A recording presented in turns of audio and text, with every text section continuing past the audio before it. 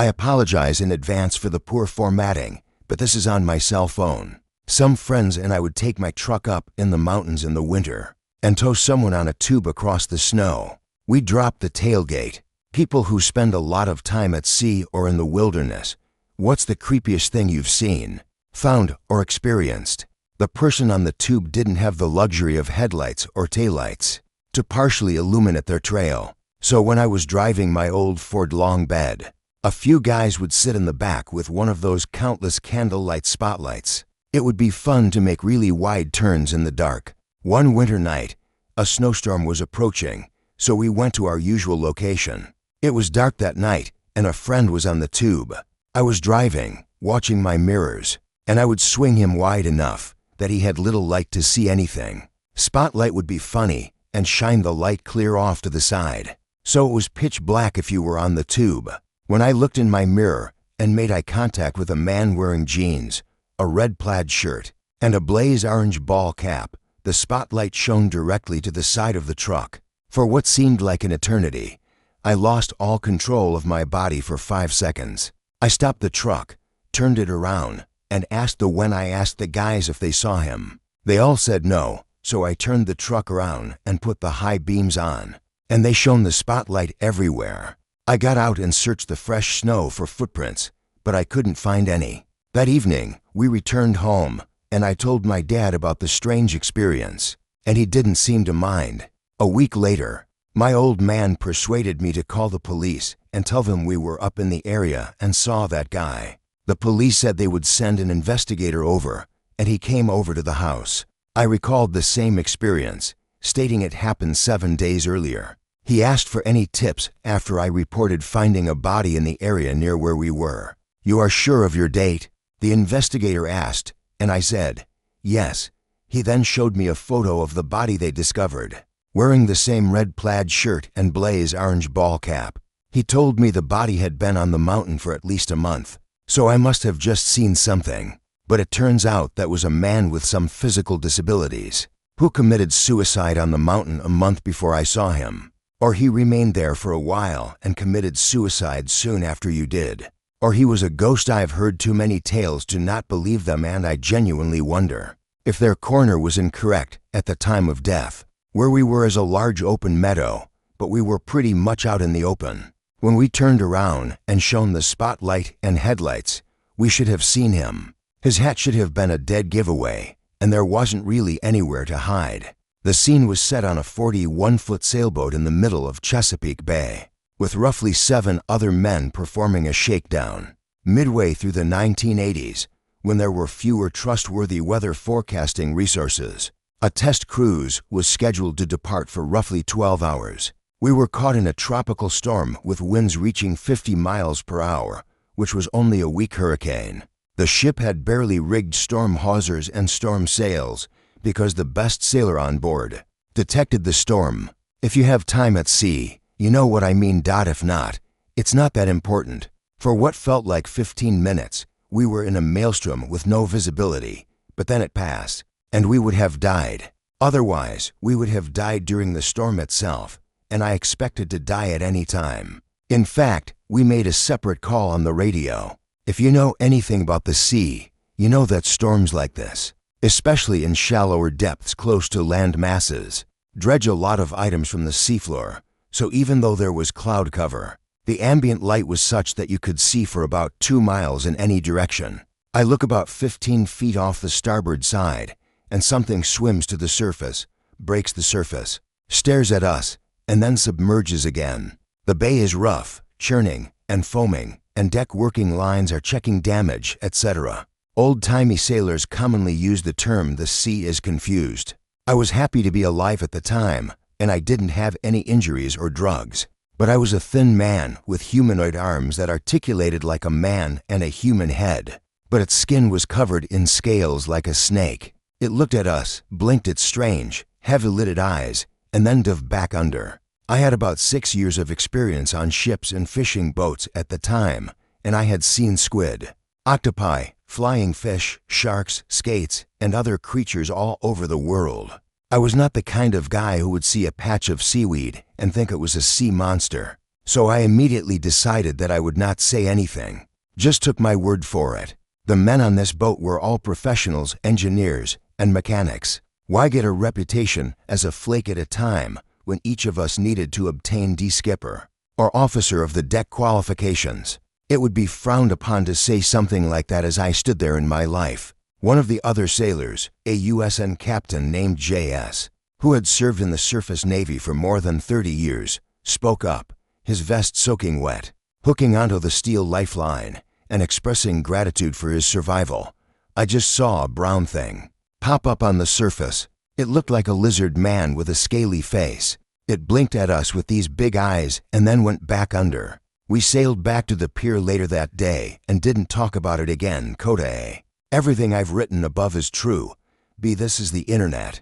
For all of you now, I might be a dog with a brain floating in a jar, making up stories, or a land lover who's never even seen it. Yeah, I saw it too, I said. Been to the beach. No, I don't have any photos, and if I did, wouldn't people claim they were faked? I know that a fleeting view of the sea's surface is notoriously unreliable, and that even in the best of circumstances, people's minds, eyes, and imaginations can trick them. If you've read this, thank you for your time, and I was invited to share my experience. I live alone on a compound, which may sound strange, but it's actually my tiny home workshop with a few other buildings for storing food and equipment, and a guest room. After a severe snowstorm rendered my area inoperable, I made the decision to stay put for the duration, spending nearly 2 weeks there. After 3 days without leaving, I woke up to a knock at the door. I answer it, but halfway there, I realized that the only way this guy could have come is if he had broken the lock. I take out my shotgun and ask him through the door who he is and what he wants. He doesn't answer, so I sneak around the front door and exit through the back door. See a man on the ground, covered in blood, and calling for help, albeit quietly. It turns out that he was driving when he crashed and dragged himself 5 miles down the road before arriving at my house. By then, he realized that I had forgotten to lock the bottom portion of the gate, so he weaseled in. Fortunately, he survived. What were you thinking when you first saw him lying there? Did he suffer from frostbite? I got stuck in the woods for about a mile in a blizzard once, in about 4 feet of snow, and thought I might lose some toes. I could picture dragging myself 5 miles in a little less snow. I stood there for a minute to sort of assess what was happening. Looking back, I should have been working on a trail crew in the Trinity Alps of Northern California in 2007. We had 13 members of the crew and a few support staff. At this point, we'd been in the general area more than just him, but he was dying. So after I reacted, all I could think about was getting him inside and to the hospital. After dinner one evening, most of us were sitting around the fire doing whatever when suddenly there was a loud, agonized screaming sound. If I had to describe it, it was unlike anything any of us had heard or seen in the woods for about 2.5 months. We had all seen and heard bears, mountain lions, and pretty much anything else you could think of that would make terrifying noises. I would characterize it as a mountain lion's shriek mixed with the horror of a banshee. Everyone was naturally terrified, and since it sounded fairly close, some of us, including me, decided to look into it. About 3 miles from our base camp, a creature that was tied to a tree and completely insane was discovered. It was a llama. We discovered this llama tied to a tree just off the trail at around 10 p.m., more than 25 miles from the closest trailhead. We attempted to calm it down but were unsuccessful, so we returned to camp. The following morning, the llama was gone.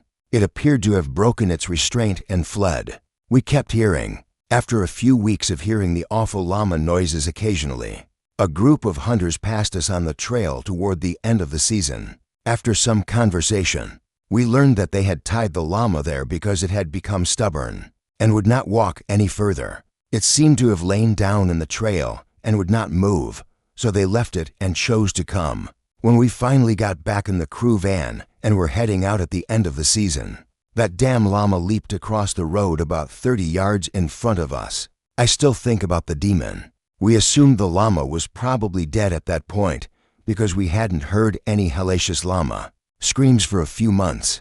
Sometimes I hope he had a happy life in the Trinities.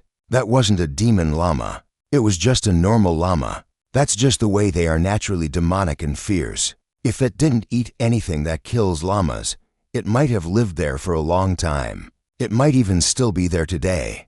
In college, I occasionally spent a month house-sitting a large hunting estate in remote Idaho. The closest town was 22 miles away.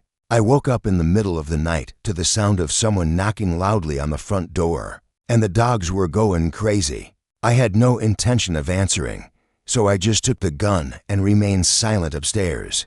The following morning, a car was discovered in the driveway. The owner of the car was discovered dead a few months later. I'm not sure what happened. Edit, I feel bad because I should have included more information.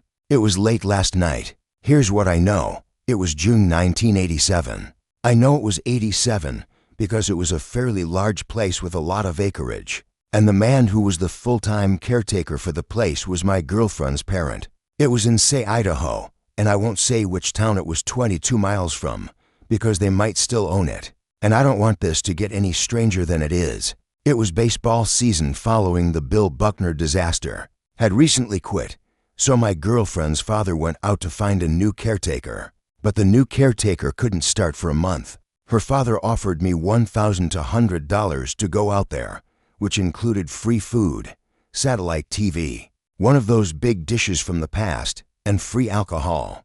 All I had to do was watch over the place and feed the dogs and the horse. I had never been out west before. It sounded better than landscaping, so I took him up on it. I read, explored, played with the dogs, rode the horse, and went shooting. It was a completely uneventful experience until that night, when the dogs stopped barking and the knocking stopped, and I finally went back to sleep. I wasn't too alarmed because there were two German shepherds inside with me, and I had a gun on the nightstand. I had been drinking, but not too much. There were a few neighbors a few miles away, and I kind of thought someone had just pulled into the wrong driveway. When I opened the front door at the crack of dawn the following morning to let the dogs outside, I noticed a car. I called my girlfriend's dad and asked him if he knew anyone with that make and model of car, and told him about what had happened the previous evening. He didn't, so he called the police directly. The white Chevy Nova was sitting in the driveway, close to the caretaker's small cabin, which was about 100 yards from the main house. Show up, ask me a few questions, and spend about an hour walking around the property. The car was locked, and the police had it towed. I'm not sure if it was broken down or not, but there was only one set of tire tracks entering the house. A few days later, my girlfriend's father called to inform me that the owner of the car was missing and to contact the police if anything strange happened again. And I have no idea who the guy was, how long he was gone when he was reported missing, or who reported him missing. He was simply missing, and his girlfriend's dad didn't know much about it. After a month, I returned home, and the girlfriend and I broke up soon after. A few months later, I see her out on the town. I ask her if she has ever learned anything about that guy's fate. All she knows is that he was discovered dead 30 miles away.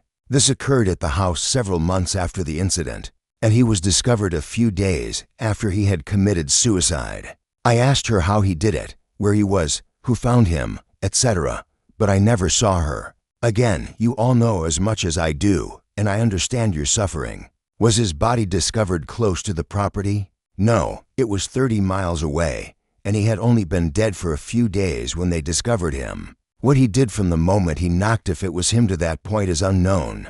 This brings to mind a story my uncle told me years ago. When he heard a car turn off and someone knock on the door, he assumed his roommate had locked himself out.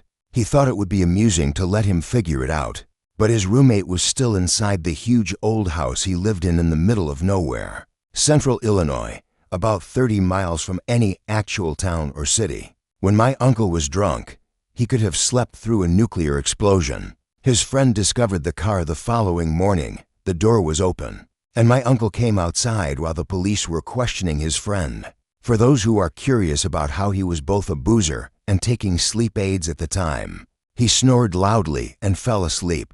The owner decomposed in a field 6 months later, clearly murdered. The murderer has not been apprehended, and he is still concerned about whether he could have saved his life. I'm sure that if he had answered the door, your uncle would have been killed by a sicko who happened to be passing by. He might have been being pursued, but he may have been letting him in. Calling the police and locking the door could have helped. On a late-night hike, I was stalked by a mountain lion. There weren't enough flashlights for everyone in the group of 5, so we gave one to the person in front of us and one to me in the back. I felt like I was being watched, so I quickly flashed. I turned my head and looked around. I saw a pair of green eyes on a body slink back off the trail a little bit. Our light wasn't strong enough to beat it really well, but every 30 seconds or so after that, I would turn around and flash the light up the trail. I think I saw something regarding 75% of my turnarounds. The people I was hiking with didn't notice until we were 10 minutes from the cars. Mountain lions don't usually jump big groups of adults, but I wasn't really about that. At that point, statistically, we should be okay. No one else noticed, and I didn't say anything while it was following us because I didn't want to risk causing a panic. Knowing who I was with, I probably should have calmly told the others not to panic. Hey, knowing who I was with, I made the right call. A couple of them wouldn't have taken it seriously, and one of them would have freaked out. We were already in a hairy situation, with a dark trail late at night and inadequate lighting. If something happened, we wouldn't be ready to spend the night. I knew I was taking a little more risk on myself, but I'm not a small guy, and I felt better about our chances with the cougar knowing that the biggest dude in the party had a beat on it than I did with any other scenario. What if I'd said something and the leader had accelerated the pace and someone slipped and fell? That would be a really bad situation. The lion would have jumped someone other than me, but in that case, having one person recognize and handle the situation maximized the group's safety. As an example, my brother and I decided to go sailing. Since we are both Marines, we don't get to see each other. Other times, frequently, at 2 a.m., we set up camp on a little island with a respectably large tree patch. Around 3 o'clock, we heard a boat approaching. Our fire had gone out, but it was still visible. Since this was a secluded location, it seemed strange that someone would be visiting our campground. We gathered our weapons and crept into the I decided to confront the scraggly-looking guy, who had begun rifling through our and then walking toward our boat with a rope. My brother remained behind to warn the stranger of my presence. So I pumped my shotgun and asked him why he was in our camp. Before he could respond, I heard another guy. I retreated to the tree line, and my brother asked if I was okay. I told him I was fine. We did a perimeter sweep, gathered our, and sank their boat. In the darkness beyond the fire, he screamed for me to drop my gun or he would kill me. Before I could react, my brother opened fire on the second guy, and I shot the first guy. We called the state police back to shore and explained what had happened. They held us until our story could be cleared, and then they let us go. We are glad we went together because there was a good chance one of us might have been killed. To be clear, both of us died after being shot, and we sank the boat in case anyone else had hidden after the initial to avoid being followed. We avoided taking their boat because it would have looked really bad if we were stopped on the way back. My brother and I were held until our story could be confirmed, and after the evidence was collected and processed, we were released. We discovered that the men had been found guilty of burglary and assault. To those who messaged me saying, "I'm a coward murderer," imagine the situation we were in. A stranger enters our camp, begins stealing, and when confronted by his accomplice, threatens to kill me and points a weapon at me. We were never charged with anything, but we sought legal advice in case it did happen. It was a threat, non-threat situation that occurred in high school when I was at a summer camp that separated boys from girls. We would typically sleep in separate rooms. I shot because I had no idea how many other people my brother might be dealing with,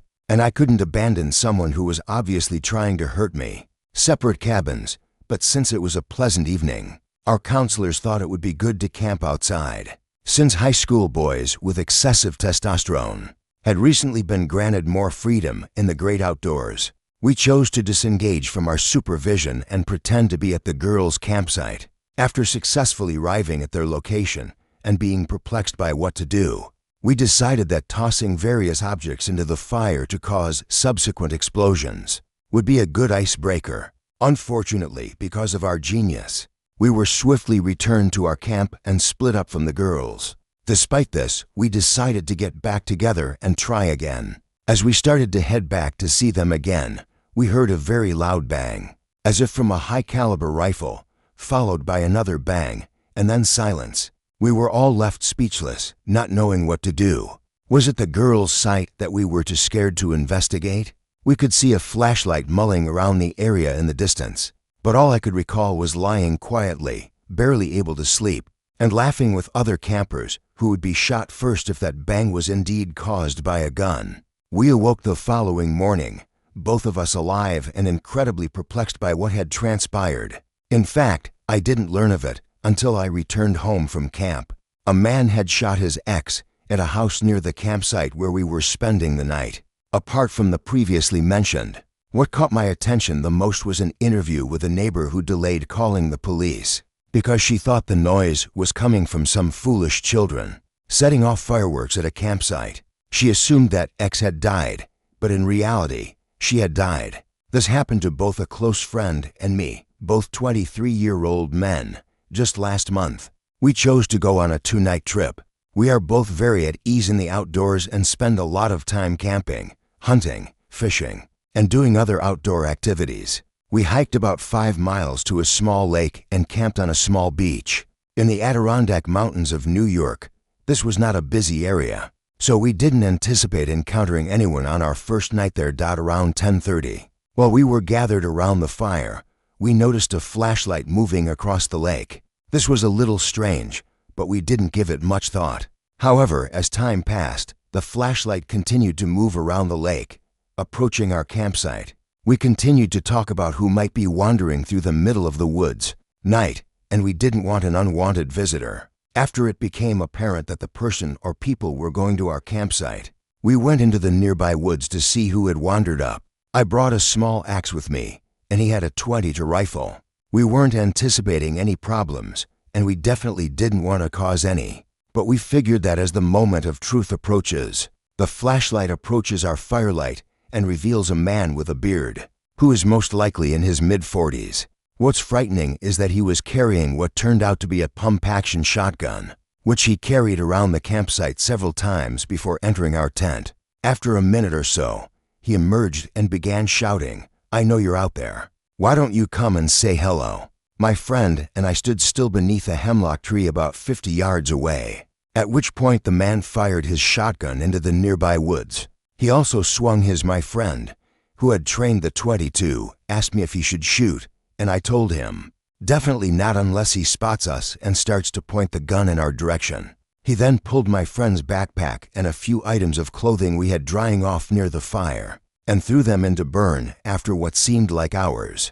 Fortunately, the man left the area where he had arrived. After waiting for a short while, we waited until his flashlight ran out on the other side of the lake, gathered everything we could put in my pack, and left. It was now about 2 or 3 in the morning. We dashed off the trail together with flashlights and returned to my vehicle as the sun was rising. We reported it right away to the police department and talked to some forest rangers. That was it.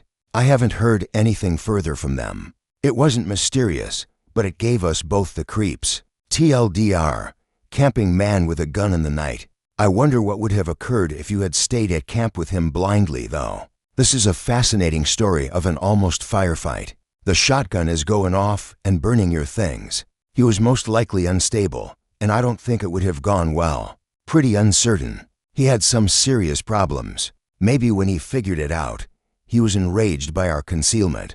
Yet at least I believe we made the right decision. We could defend ourselves,